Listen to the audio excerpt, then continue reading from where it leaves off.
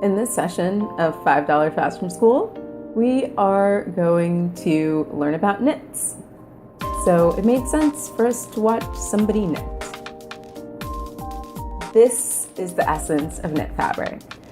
Knits are made from a single fiber. In this case, our knitter here is using a skein of yarn, and a skein of yarn is nothing more than one super long string of yarn.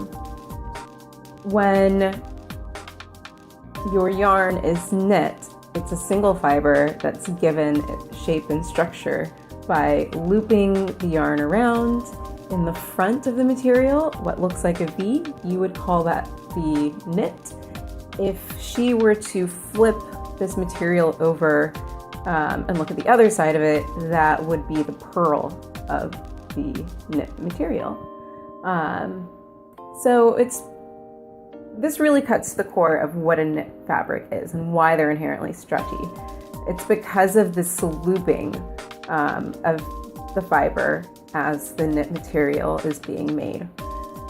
Here is a sample of jersey net. This is exactly what our knitter was doing, except our jersey net is made by machine and the knit is much, much smaller and tighter. But here, when you pull it, you can actually see the knit and the troughs that are created by the purl.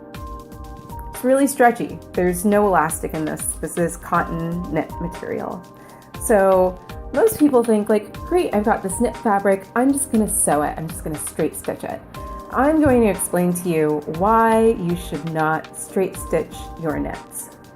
So here I've put my knit material through my sewing machine. I'm using a walking foot to help guide the fabric along, and I'm going to do a straight stitch. So we cut this off and we take a look at it. At first, the straight stitch seems to have accomplished our goal. It's holding the two pieces of fabric together.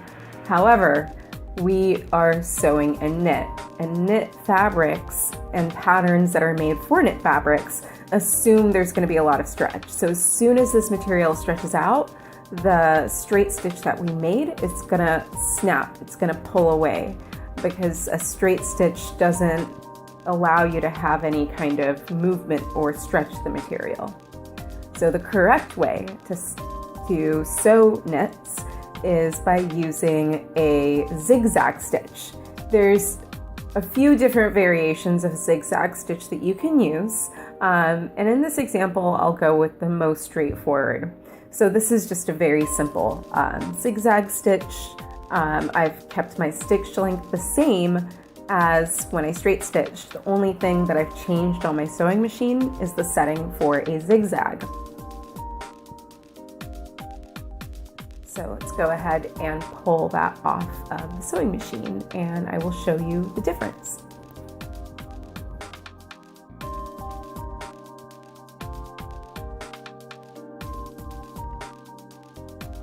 So we've gone ahead and we've sewn the zigzag stitch.